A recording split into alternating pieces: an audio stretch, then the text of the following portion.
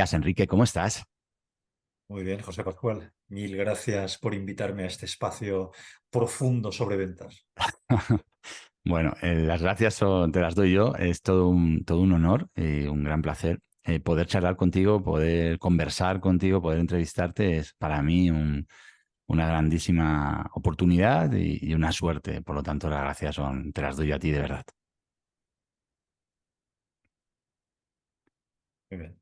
Enrique, eres una persona conocida en el ámbito bueno, de la consultoría, en el ámbito del emprendimiento, de los negocios, sobre todo mucho en el ámbito de las ventas, que has publicado varios libros, etcétera.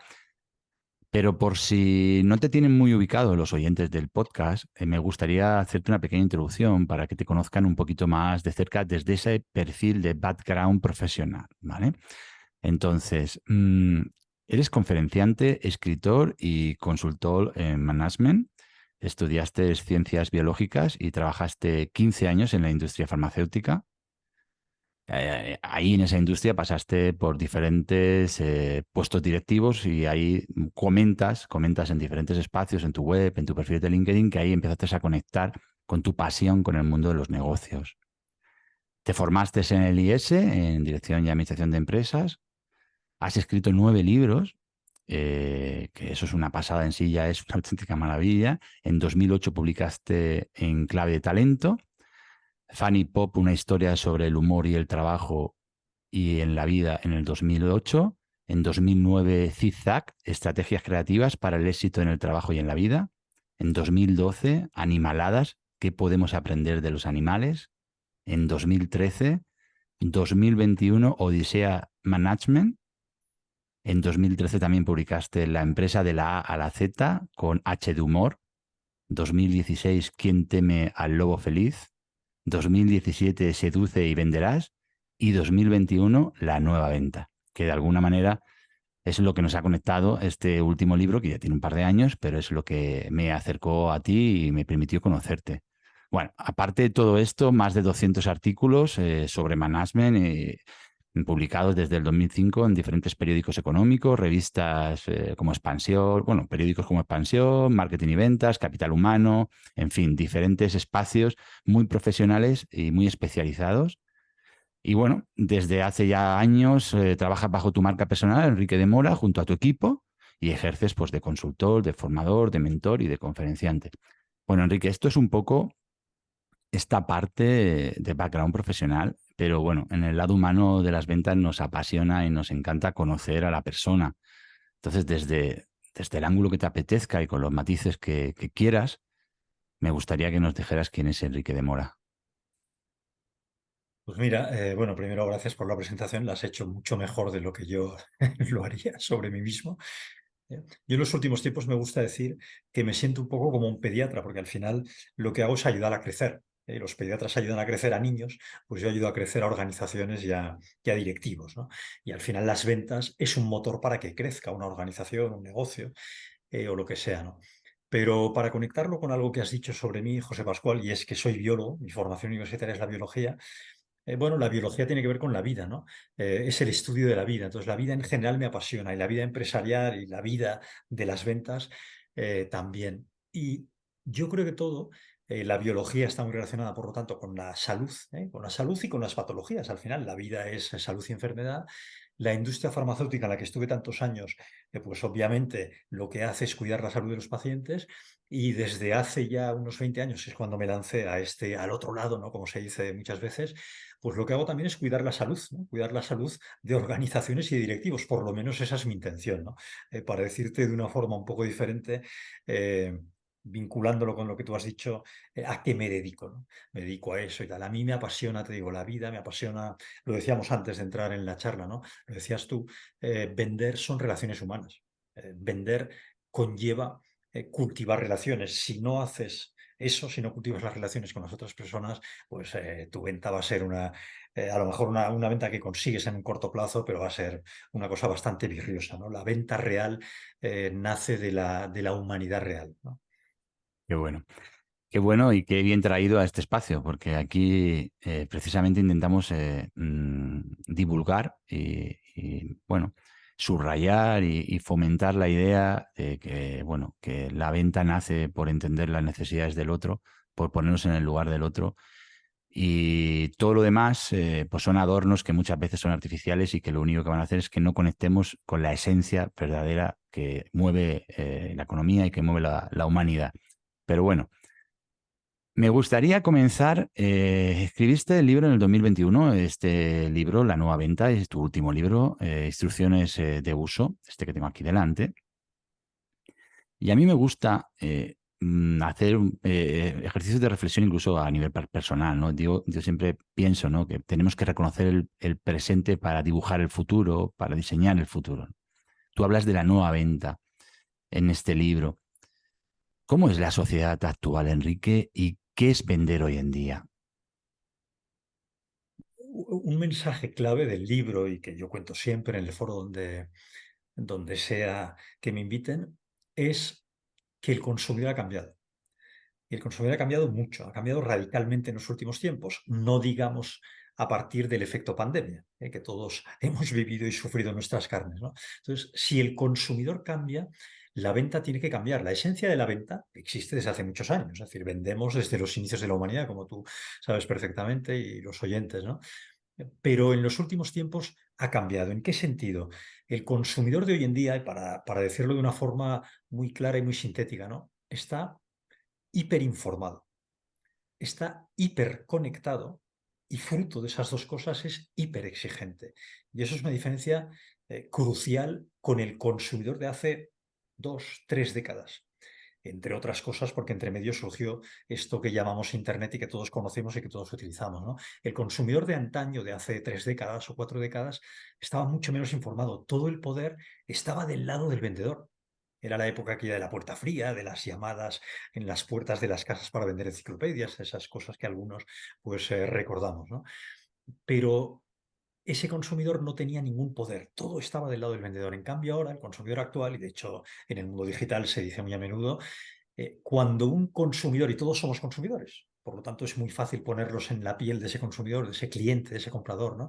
Un consumidor eh, suele haber recorrido una gran parte del trayecto de la compra-venta por sí solo, porque tiene tal capacidad de informarse a través de todas las plataformas que tenemos hoy en día, que ya sabe muy bien o casi muy bien lo que quiere cuando llega el momento de generar la interacción con el vendedor, con la empresa, con la marca, ¿no? Entonces, yo creo que eso es un cambio brutal en el cual, por introducir otro concepto, José Pascual, pues ha emergido con toda su fuerza el enorme escenario digital. Y eso ha cambiado radicalmente todo. Y claro, es ese escenario digital lo que le permite a ese consumidor estar hiperinformado y estar hiperconectado. Hiperconectado con otros consumidores, con las marcas, hablar con las marcas, interactuar con las marcas, decirles, me gusta mucho tu producto, decirles, me parece una birria tu producto. Todo eso antes no sucedía así o era mucho más difícil que se produjera.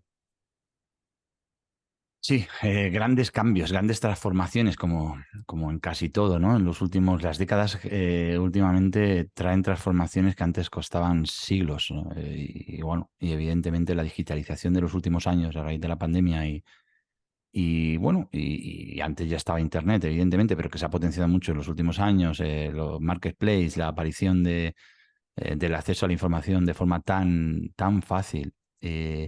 Pues complica a las empresas la posibilidad de tener ventajas competitivas.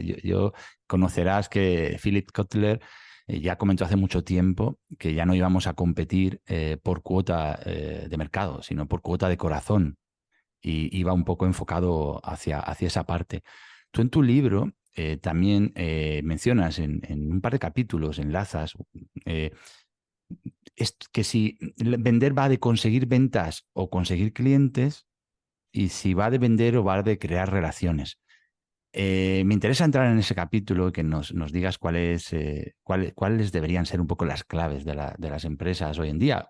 Y cuando hablamos de empresas hay que también matizar que este espacio es un espacio en el que tenemos mucho freelance, mucho profesional independiente, mucho autónomo, que, bueno, que tiene proyectos en sus manos, proyectos de vida muchas veces y que necesitan herramientas y tener estrategias para vender sus productos y sus servicios. Por lo tanto, me gustaría que el mensaje fuera también muy hacia ellos.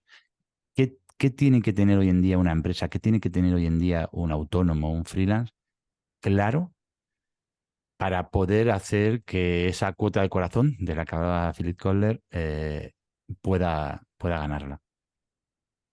Yo he tenido la suerte de ver en directo a Philip Kotler, el padre del marketing, ¿no? Y además ya que lo mencionas, que creo que es casi obligado mencionarlo, eh, toda la gente que nos esté escuchando, que sea de ventas, tiene que tener claro que el marketing les ayuda. Es decir, marketing y ventas que siempre han estado ahí como enfrentados. Te metes en una empresa y hay una lucha terrible entre marketing y ventas y unos se quejan de los otros y viceversa. Es decir, es una especie de relación de amor-odio bidireccional. El marketing y la venta tienen que estar unidos. Siempre deberían haber estado unidos, pero ahora más que nunca. Ahora en este contexto digital, marketing puede ayudar muchísimo a ventas y ventas por su conocimiento del cliente, por su conocimiento del mercado, conocimiento de la pantalla o del avatar. Cuando llegue ese metaverso que se está gestando, tiene muchísima información que es súper útil para marketing, ¿no? Es decir, por lo tanto, reivindiquemos aquí la necesidad de que esos dos mundos llamados marketing y ventas estén muy conectados. Entonces, ¿qué tiene que tener ese vendedor, marca, emprendedor? Al final la venta yo creo que es aplicable independientemente del tamaño de tu negocio, ¿no? Obviamente lo que varía es el presupuesto. Si eres una gran corporación, pues puedes dedicarle mucho más dinero, pero si eres un pequeño emprendedor o tienes un pequeño negocio, una pequeña empresa, una pyme, una PI, lado PI, las pequeñas y medianas, también hay que utilizar mucho la imaginación. Al final hay mucho marketing que es el que realmente sirve, ¿no? Hay que saber cuál es el marketing que sirve y el marketing que no sirve, ¿no? Alguien dijo alguna vez, y me parece una frase muy buena, el, el 50% del marketing no sirve para nada. Tenemos que averiguar cuál es el 50% que sirve y cuál es el 50% que no sirve, porque si no vamos a seguir utilizando el 100% continuamente, ¿no? Entonces hay que buscar el marketing inteligente, sin florituras, el inteligente. Entonces ahí, encuadrando con la pregunta tuya y con Kotler y el corazón, yo siempre digo que vender tiene mucho que ver con seducir y con enamorar. O sea, de hecho, mi penúltimo libro se llama Seduce y venderás. Y es una historia precisamente de amor, ¿no? Entre una chica y un chico, una chica seduce a un chico, ¿no? Como paralelismo entre una marca o una empresa y un cliente, ¿no? Ella seduce a él, la marca, la empresa seduce al cliente. Hay que saber, seas del tamaño que seas, hay que saber seducir, hay que saber enamorar. Y eso pasa por cultivar relaciones humanas. Pasa por cultivarlas de verdad, desde tu autenticidad. Mira, un cambio también importante que se está produciendo en los últimos tiempos y creo que también tiene que ver con lo que estamos conversando es que cada vez más los consumidores compramos no solo teniendo en cuenta el poder de la marca, el poder de la comunicación, la calidad del producto, el precio, que son factores habituales, sino cada vez más tenemos en cuenta eso que se llama propósito. ¿Qué hay detrás de la marca o del vendedor o de la empresa que nos quiere vender algo o del producto? ¿Qué hay más allá de lo que ese producto nos ofrece en primera instancia, de su beneficio inmediato, ¿no? Es decir, un bolígrafo sirve para escribir, pero esa marca que vende bolígrafos, ¿hay alguna causa que apoya? ¿Apoya al planeta de alguna forma? ¿Apoya a la sociedad de alguna forma? ¿Apoya a alguna comunidad en particular? Y eso con eso logra hacer tilín en el corazón de ese cliente potencial o consumidor que se está planteando comprar ese bolígrafo. Bueno, pues eso es una novedad que yo creo que entronca de pleno con esta humanidad y con esta necesidad de crear relaciones en eso. Entonces yo creo que hay que saber seducir, hay que saber, por ejemplo, mira, por decirte algo muy concreto, en vez de un error habitual cuando vendes es enfocarte en el producto, enfocarte en el producto, hablar del producto. Este es mi producto y mi producto es maravilloso, ¿no? Y mi empresa es maravillosa y yo como emprendedor, si soy un emprendedor, soy maravilloso, ¿no?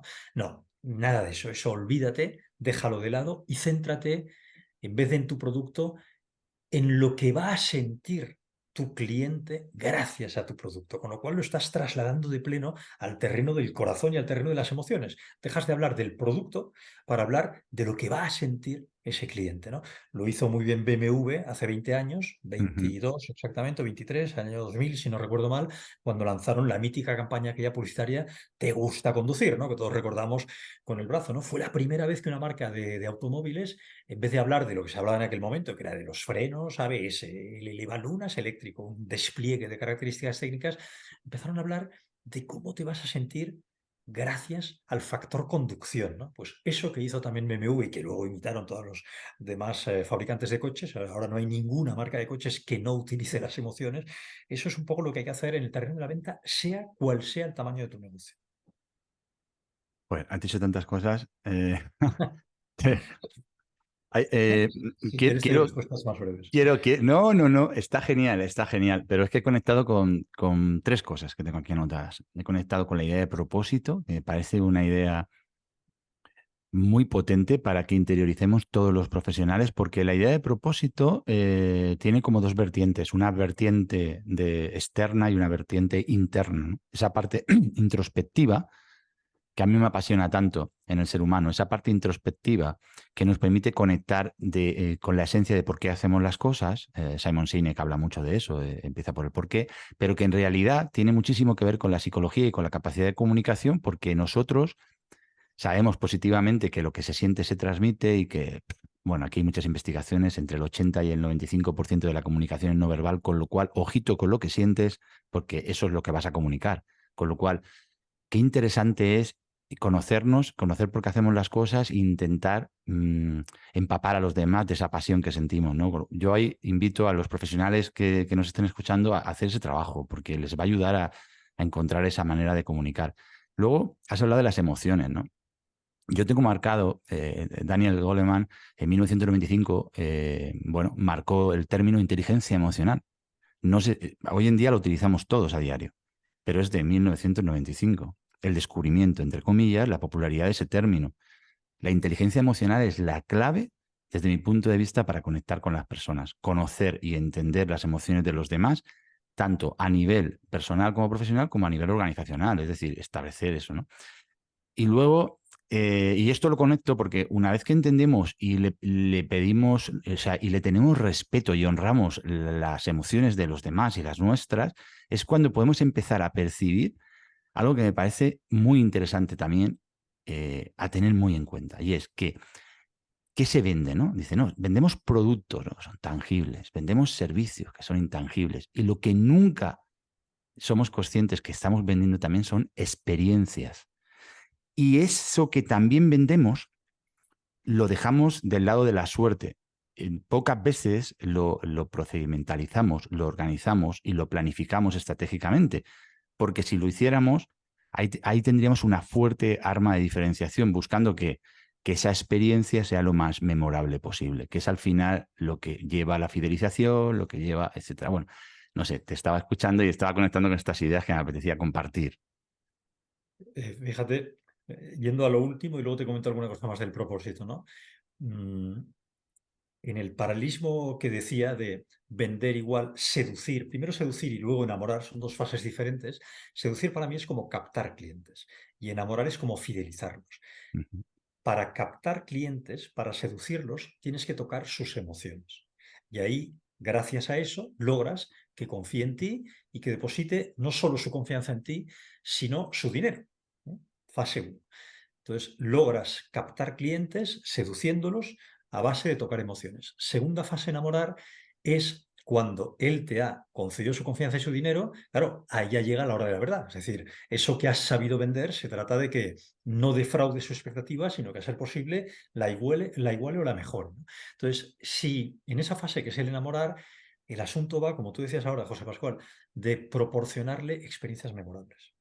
Si eres capaz de tocar las emociones, venderás. Si eres capaz, una vez ya te ha comprado, de proporcionarle experiencias memorables, ahí repetirá, volverá a comprar. Y no solo volverá a comprar, sino que además hablará bien de ti, de tu producto, de tu marca, de lo que sea, se lo contará a otros, aprovechando todo el potencial que tienen las redes sociales, porque antes, claro, uno le decía a un amigo en una cena, he comprado este producto, ha sido una porquería, pero eso lo oían 4 personas y punto. Ahora, en cambio, puedes hablar bien o hablar mal y tu mensaje queda amplificadísimo por el poderío de las redes sociales en función de tu capacidad y de tu comunidad al respecto, ¿no? Entonces, eso creo que es crucial. Y lo del propósito, que ha conectado contigo también, a día de hoy, y eso es un mensaje para cualquiera, sea un gran empresario o un pequeño emprendedor, a día de hoy la inmensa mayoría de negocios no tienen claro su propósito. La mayoría no lo tienen. Por lo tanto, animo a todo el mundo que nos está escuchando a que piense, ¿y cuál es mi propósito? Y lo tiene que hacer desde la autenticidad, porque si no lo haces desde la autenticidad, tienes un problema. Es decir, si entramos en el maquillaje y en el postureo, que hay mucho, hay empresas que presumen de ser muy ecológicas y luego resulta que lo son mucho menos. Eso es el famoso greenwashing. Igual que hay greenwashing, pues hay de todo, ¿no? Pinkwashing, rainbow washing, es decir, puedes Ujú. hacer postureo con la causa femenina, con la causa LGTBI, con lo que quieras. Reivindico la importancia de hacerlo desde la autenticidad, porque si no, del propósito al despropósito hay solo 3 letras. Entonces, puedes caer muy fácilmente con esas 3 letras en el despropósito. Entonces, hay que hacerlo desde la autenticidad.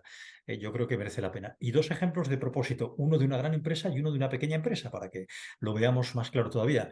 Adidas, por ejemplo, hace unos años, pocos, lanzó unas zapatillas deportivas de difícil fabricación, 100% fabricadas, construidas con ese terrorífico plástico que inunda los océanos y que todos hemos visto en las redes sociales, en la televisión, ¿no? Bueno, pues hacer eso es vender con propósito. Eso es demostrar que están apoyando cuidar al planeta, ¿no? La famosa sostenibilidad. Eso es un ejemplo de una gran empresa. Pero una pequeña empresa como un simple peluquero o una peluquera también puede tener un propósito. Tú le preguntas a un peluquero qué hace, o una peluquera, y te va a decir que corta el pelo. Si lo piensa un poco más y se tiene que dar cuenta, y ahí vamos a lo de la experiencia que tú hablabas y las emociones, te podría llegar a decir que lo que hace es hacer atractivos a sus clientes. Y cambia completamente la película. Una cosa es cortar el pelo, que es la función básica, y otra es lo que le das a esos clientes. Los haces más atractivos. Entonces, claro, salir más atractivo de la peluquería es un plus importante. Si esa peluquera o ese peluquero es capaz de interiorizar ese propósito y de transmitirlo adecuadamente, te aseguro que va a lograr vender más, va a lograr conectar mejor con el corazón y con el cerebro, el top of heart, ¿vale? También top of heart, top of mind, top of heart, para hacer el paralelismo que tú decías de la cuota de mercado. Buenísimo, Enrique. Y bueno, por simplemente aportar un poco mi visión, ¿no? Cuando hablas de ese peluquero, por ejemplo, de un ejemplo sencillo, ¿no? Y estás hablando de que, bueno, mi propósito es que la gente salga más, eh, tenga mayor capacidad, no sé, salga más guapa, ¿no? Por decirlo de alguna manera, salga más atractiva, que tú utilizabas ese término. Está bien, pero si eso se hace además desde la autenticidad, como tú has subrayado, ese propósito que tiene ese cliente va a ser tan auténtico que va a tener un trabajo detrás, va a tener un back office permanente de esa persona en que, en ir a cursos de formación, en preocuparse por analizar los perfiles de los clientes, de tal manera que los clientes van a ver mucho más allá de un trabajo mecánico, que en realidad la gente puede creer que le pagas por cortarte el pelo, pero estás pagando la experiencia, la sabiduría, el know-how de esa persona, ¿no? Entonces, claro, esa autenticidad que dices y ese propósito interior auténtico es el que verdaderamente mueve. De hecho, yo creo que las empresas los profesionales que verdaderamente alcanzan cuotas importantes de éxito, vamos a ponerlo entre comillas, detrás tienen una autenticidad que acaba transmitiéndose en pasión por lo que hacen enorme y contagiando a sus clientes. Hay una cosa, has mencionado lo de la fidelización, etcétera, el proceso de seducción, el proceso de fidelización, ¿no? Enamorando, etcétera. Y me gustaría, simplemente porque yo creo que hay muchísimas empresas y muchos profesionales que se gastan cantidades enormes de dinero y de recursos captando en el proceso de captación y que luego arruinan en el proceso de gestión, cualquier gestión, ¿no? Yo voy a contar un ejemplo que me pasa a mí, ¿no? Yo cuando conecté con la idea y la importancia de las emociones, con esto que ya nos contaba Daniel Goleman, fue cuando lo interioricé de verdad. Es cuando yo recibo un correo electrónico de mis clientes y a lo mejor el correo electrónico no me gusta. No me gusta el enfoque, no me gusta cómo han pasado el pedido, no me gusta cómo han gestionado las cosas. Y yo tengo dos opciones cuando recibo ese correo electrónico. Dejarme llevar por mi impulsividad o volver a recurrir a esa libreta mental de notas en la que tengo qué emociones quieren recibir los clientes de mi trabajo, qué quieren encontrar en mí. Soporte, ayuda, entendimiento, resolución de problemas, visión de futuro, innovación. Entonces, yo puedo contestar ese correo desde mis emociones o desde las emociones que el cliente quiere recibir. Y entonces, cuando tú interiorizas este concepto, y esto me vale no para contestar un correo, sino me vale para cuando estás recepcionando una mesa en un restaurante, cuando estás cogiendo una llamada, porque ojo con el cliente interno de las empresas, que es el que verdaderamente arruina las ventas, ¿no? Entonces, si tú a ese cliente le contestas con honrando esas emociones que él quiere recibir, estás fidelizando. Si le contestas con tus emociones, lo que estás generando, pues probablemente sea una experiencia que no se acerca a eso que hablamos de memorable y con el tiempo, pues no vas a tenerlo fidelizado. Esto es muy complejo. Lo que estamos diciendo parece fácil, pero es muy complejo porque tenemos que hackearnos a nosotros mismos. Pero es que de verdad yo soy un enamorado de la experiencia cliente, del concepto experiencia cliente, del concepto Customer Journey, viaje de cliente, etcétera, de analizar todos los touch points que hay en las organizaciones, en las empresas, etcétera. Y, bueno, crear protocolos para todo, porque creo que ahí está parte de la respuesta. En fin, apasionante esto. Sí. Bueno, podríamos Eh, hablar horas y horas, pero Podríamos parece hablar horas y interesante lo horas, que horas y horas. En tu libro, Enrique, también hablas de la propuesta de valor. Hablas de la propuesta de valor y qué debe de contener esa propuesta de valor. Eh, ¿Cuáles son esas claves? ¿No? Me gustaría que nos comentaras hoy en día qué tienen que tener las empresas y qué tienen que tener los profesionales en cuenta fundamentalmente para lanzar una propuesta de valor ahí fuera. el valor se ha convertido en algo de lo que hablamos tanto que está sucediendo lo que sucede cuando una palabra está en boca de todos, ¿no? Que en cierta manera pierde valor, valga aquí la casi redundancia, ¿no? Eh, por lo tanto, porque además el valor cada cual sabe lo que para él es valor. A lo mejor lo que para mí es valor, para otro no forzosamente aporta lo mismo, ¿no? Entonces, valor en el sentido de utilidad, ¿no? De algo que realmente sea útil para cubrir necesidades, sueños, aspiraciones, deseos, dolor, para decirlo en lenguaje actual. Yo creo que lo primero es tener claro hacia quién quieres dirigir tu producto o tu servicio, es decir, el mercado. Lo primero es, aunque uno pueda tener una idea de cuál es el producto que quiere ofrecer a ese mercado, yo creo que la parte estratégica requiere conocer el mercado bien y conocer si ese mercado, si ese público objetivo que pulula por ahí, puede llegar a conectar, utilizando ese verbo que me gusta también, a conectar con tu producto, con tu oferta, ¿no? Yo creo que eso es muy importante. Entonces, si ves que hay match, como se dice hoy en día, ¿no? El product market fit, como dicen en los negocios digitales, que hay encaje entre, no me gusta abusar tanto de palabras, de hecho en el libro lo digo, ¿no? Y explico cualquier término que los marketeros utilizan en inglés, lo explico en castellano para que todo el mundo lo entienda, porque si no parece que se convierte esto en un lenguaje inexplicable, ¿no? Pero bueno, el encaje entre el producto y el mercado es fundamental. Entonces, cuando intuyes que va a haber ese encaje, pues tienes que trabajar, desarrollar tu producto o tu servicio para que realmente pueda gustar a esos clientes potenciales. Y eso también lo puedes chequear, o sea, puedes hacer test para ir viendo con algunos clientes potenciales. Oye, prueba mi producto, prueba mi servicio, ¿qué te parece? Dime tu opinión, ¿no? Conversar realmente con el mercado, ¿no? Conversar, entender y aceptar absolutamente el feedback que te den. Entonces, eso te va a permitir crear valor en el producto o en el servicio. Esa es la primera parte de la propuesta de valor, el valor intrínseco del producto o del servicio. La segunda parte, que mucha gente la sabe hacer entre mal y regular, es saber luego comunicar ese valor. Tengo que crear valor y ese valor lo tengo que saber comunicar. Hubo un empresario español del siglo pasado, de los años 60 o 70 del siglo pasado, era un empresario zapatero conocido, o sea, tiene una marca además muy conocida en España, que le decía a sus empleados, en los inicios de su empresa, podemos fabricar los mejores zapatos del mundo, pero si no los damos a conocer, no nos los van a comprar.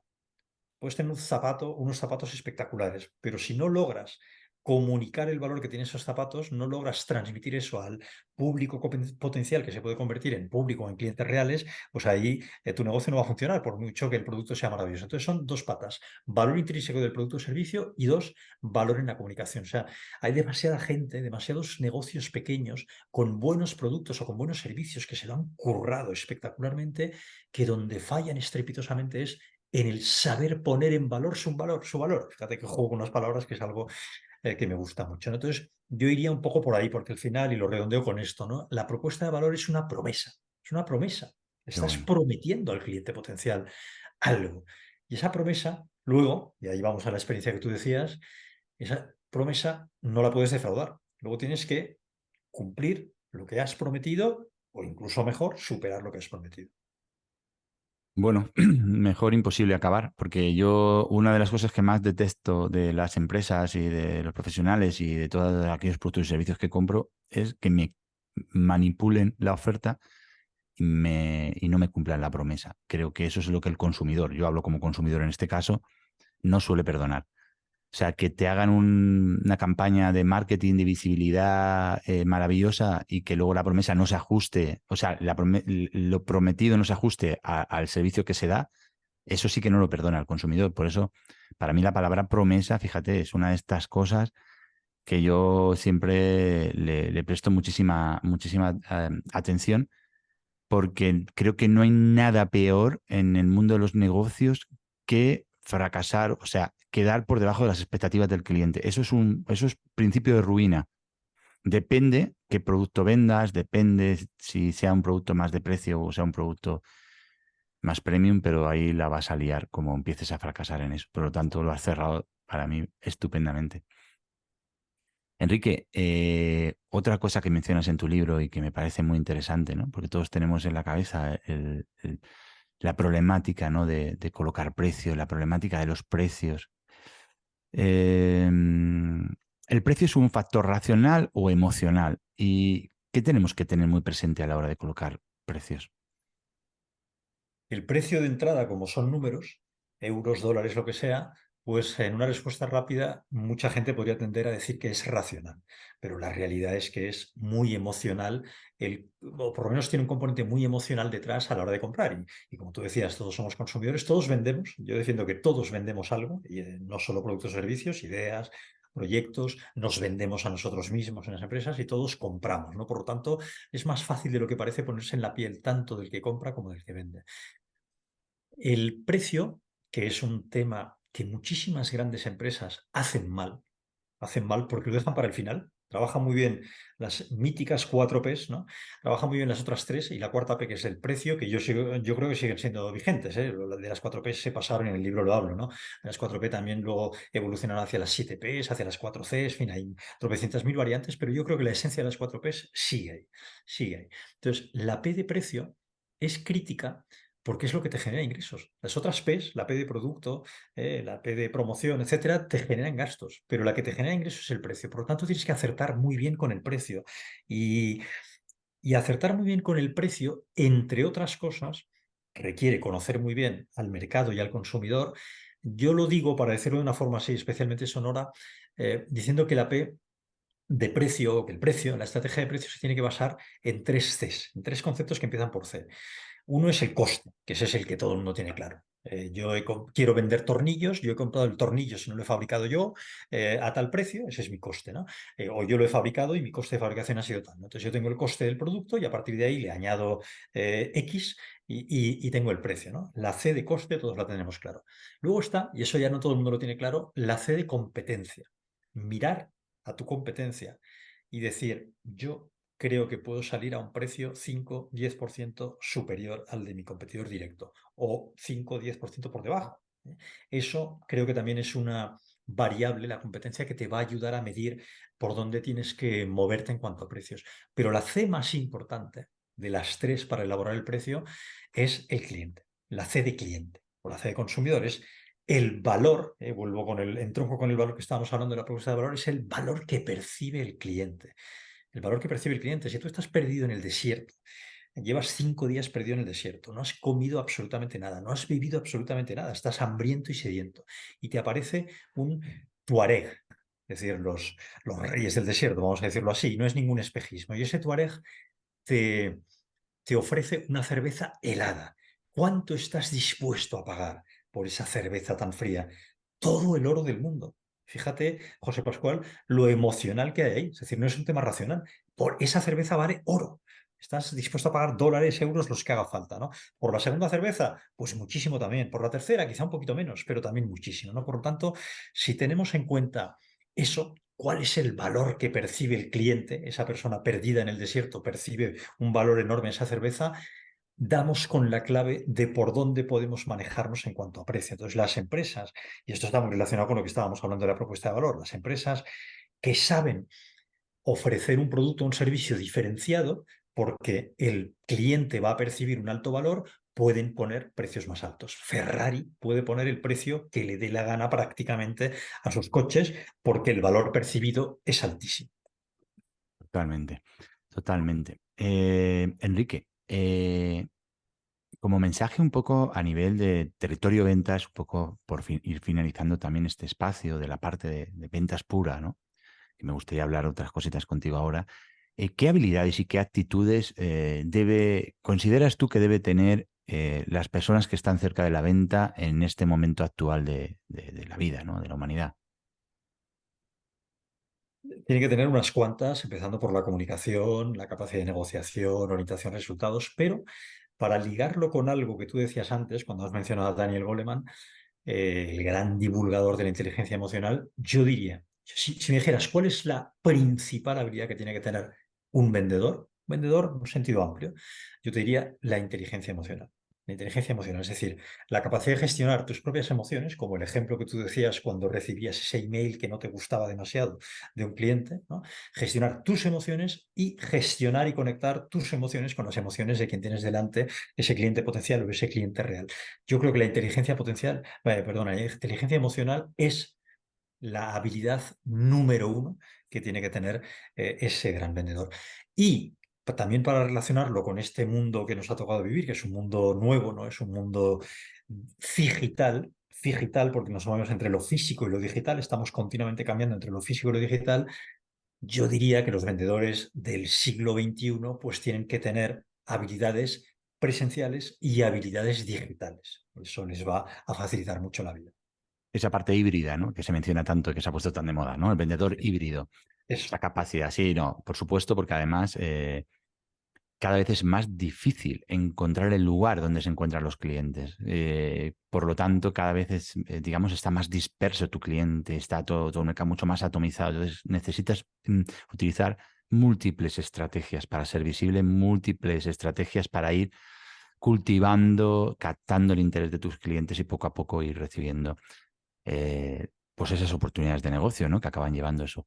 Mm, yo sí, solo sumaría un concepto, una idea, y es el concepto, es la idea, es el valor de la empatía a lo que acabas de comenzar. Que no deja de ser, la empatía no deja de ser una gran habilidad de la inteligencia emocional. Pero bueno, muchas personas probablemente nos estén escuchando, conectarán con la idea de empatía y dirán, ay, esto lo veo más claro, ¿no? El ponernos, esa capacidad de ponernos en el lugar del otro y cuanto más honestamente se haga, más capacidad de conectar con los demás de manera auténtica. Claro, pero como dices, la empatía es un trozo de la inteligencia emocional. Es decir, yo me quedé absolutamente con esta copla cuando leí por primera vez a mediados de los 90 a Goleman, que luego ha publicado tropecientos mil libros más, ¿no?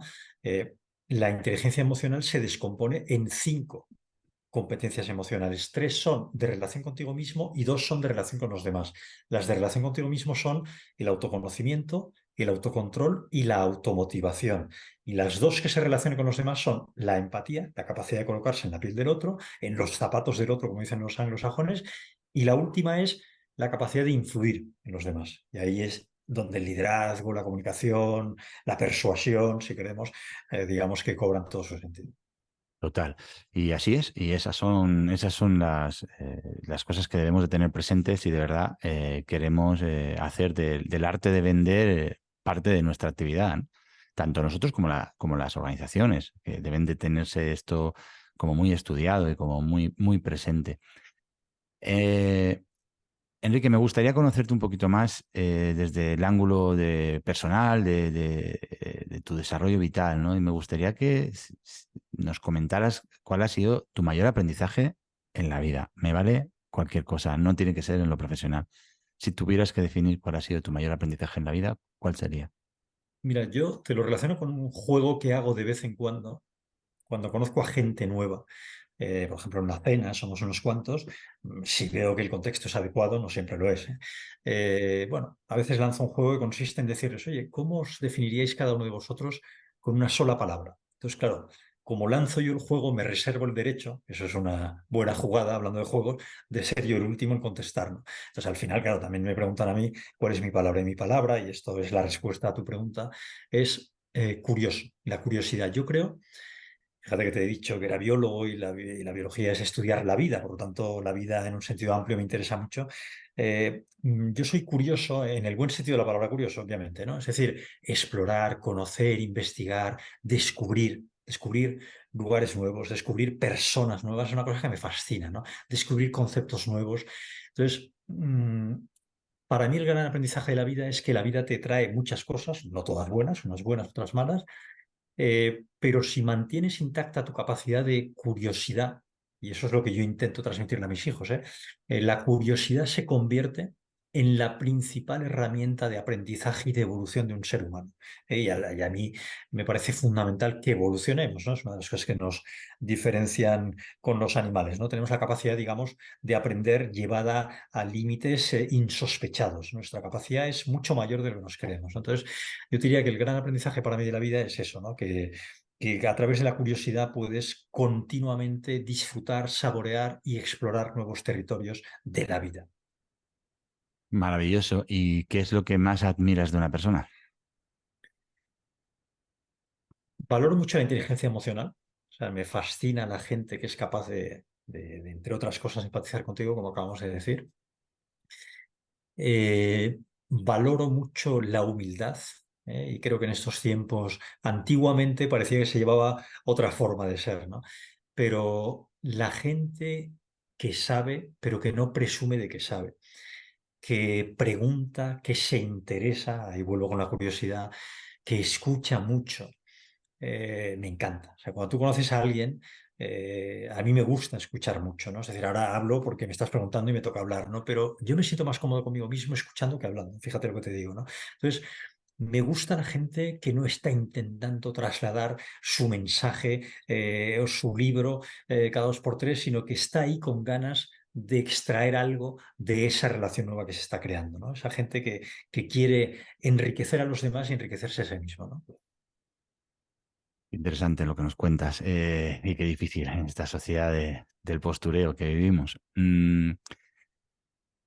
Otra pregunta, otra pregunta. ¿Hay alguna persona en tu vida, alguien que haya sido un mentor, alguien que te haya aportado muchísimo y que la destacarías por encima de los demás? Te diría mi madre, pues si destaco a una, diría mi madre que falleció hace 2 años, coronavirus, ¿eh? Cuando estaba a punto de que llegaran las vacunas y ella estaba expectante porque llegara la vacuna, pues no llegó ni a poder aplicarse y por culpa de eso murió. Pero bueno, está en el recuerdo mío, de mis hermanos, de mis hijos, y ahí la llevamos en el recuerdo y en el ADN, que eso es lo importante precisamente cuando alguien deja su legado, ¿no? Entonces, mi madre yo creo que es la principal mentora de mi vida, pero luego hay muchos mentores, sin saberlo, ¿no?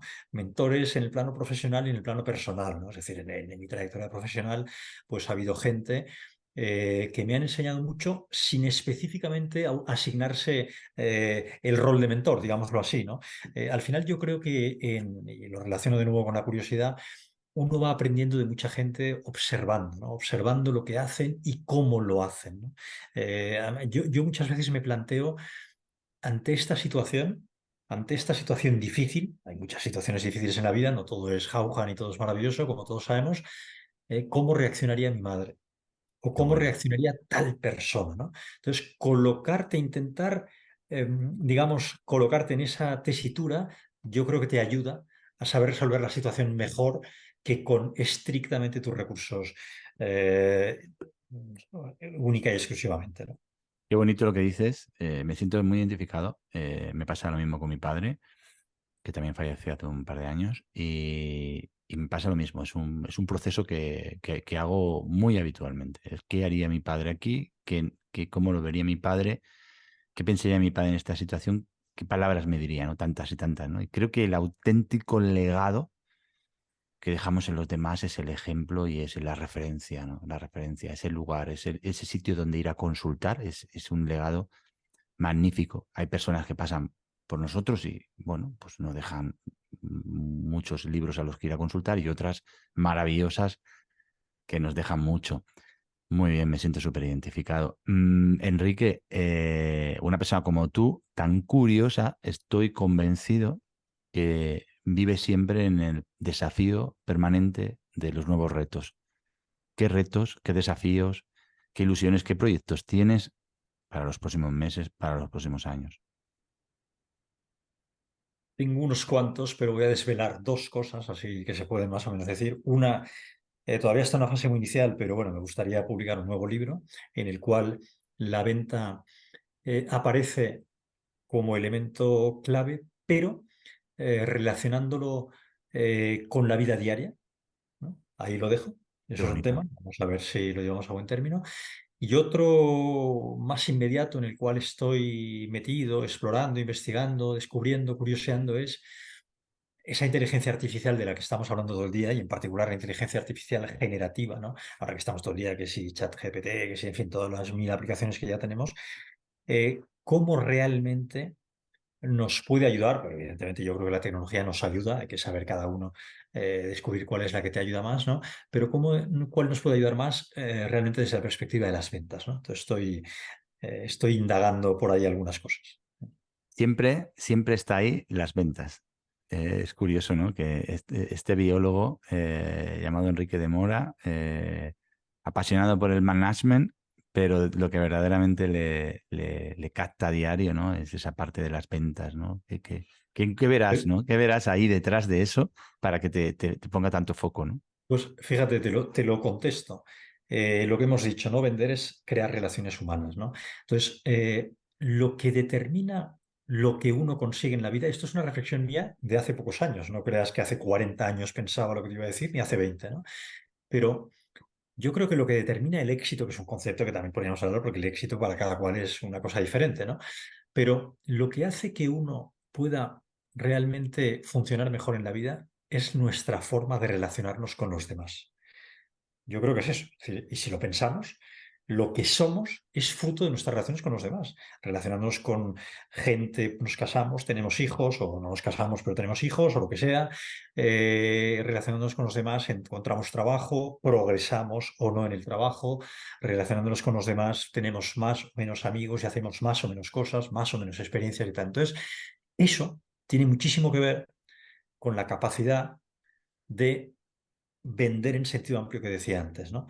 De persuadir, por lo tanto, ¿no? El cómo explicas las cosas a los demás, cómo les intentas convencer de aquello de lo que tú eres un firme convencido y lograr que tu mujer o tu pareja te diga que sí al proyecto vacacional que le propones para el año que viene. Eso es vender. Eso es vender. De hecho, vendemos incluso nuestra imagen cada día, ¿no? Cuando elegimos nuestra ropa cada día, yo en foros directivos y tal les digo, bueno, ¿habéis vendido algo hoy?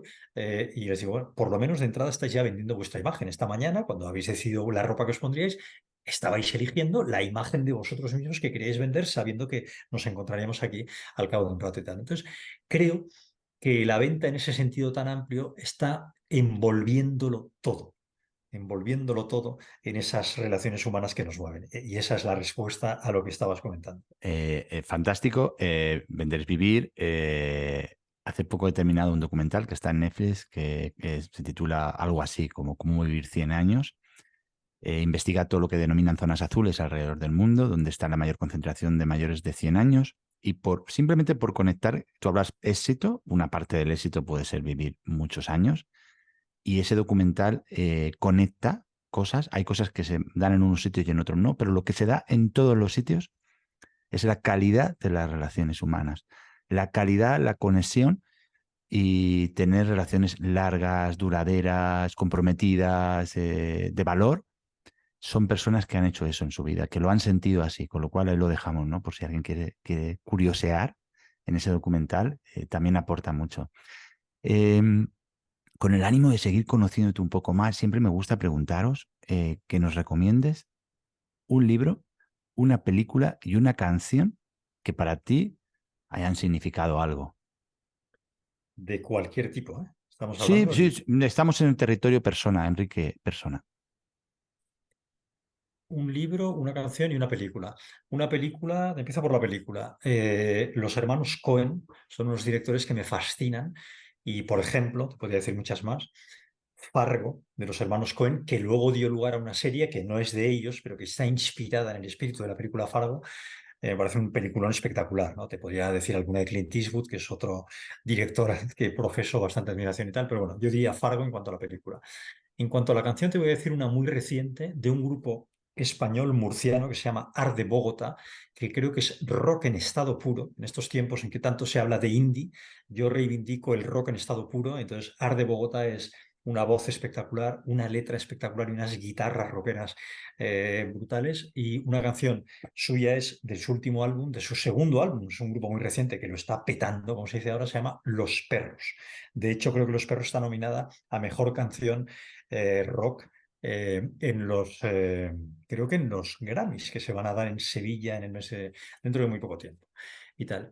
Y en cuanto a libros, soy un lector voraz, leo todo lo que puedo, cuando puedo, que no siempre es así, pero si hay un libro que me ha impactado especialmente en los últimos años es El infinito en un junco, de Irene Vallejo. El infinito en un junco es un libro enorme, es un buen tocho, que yo creo que a cualquiera que tenga amor por la lectura, por la literatura y por los libros, lo tiene que leer. Es un libro difícil de leer, porque habla de la historia de la literatura, de cómo surgieron, habla de pergaminos, habla de la historia de los libros, de la influencia de los romanos y de los griegos y de los egipcios en los libros. El infinito en un junco. Fargo Maravilloso. y Arde en Bogotá, su canción Los Perros. Anotado queda y lo compartiré en las notas del programa para que sea fácil que la gente lo pueda curiosear. Volvamos otra vez a ese término. Enrique, quien quiera conectar contigo, conocerte más, contratarte, en fin, investigar alrededor de ti, ¿cómo lo puede hacer? Pues a través de la web enriquedemora.com, ahí es muy fácil. Mi plataforma principal es LinkedIn. LinkedIn es donde yo soy más visible y donde proyecto más cosas profesionales, aunque LinkedIn admite precisamente toques personales cada vez más. En Instagram también estoy, es un poco más, digamos, algún toque más personal, profesional, pero con derivada personal. Entonces, a cualquiera de esas vías. Y también aprovecho, porque hace muy poco tiempo he lanzado un mail semanal, un newsletter semanal que se llama Vender es sexy y que a través de mi web, en la web se llega enseguida al cajetín donde uno se puede suscribir si a alguien le apetece recibir cada semana, cada viernes, una reflexión, un consejo sobre ventas, pues yo creo que merece la pena dejarlo dicho también aquí. Pues nada, Enrique, una vez más te quiero agradecer enormemente tu tiempo, que hayas pasado por el lado humano de las ventas, que seas tan generoso en todo lo que haces, en tu predisposición y que tengas esa calidad humana que respiras y que los demás sentimos.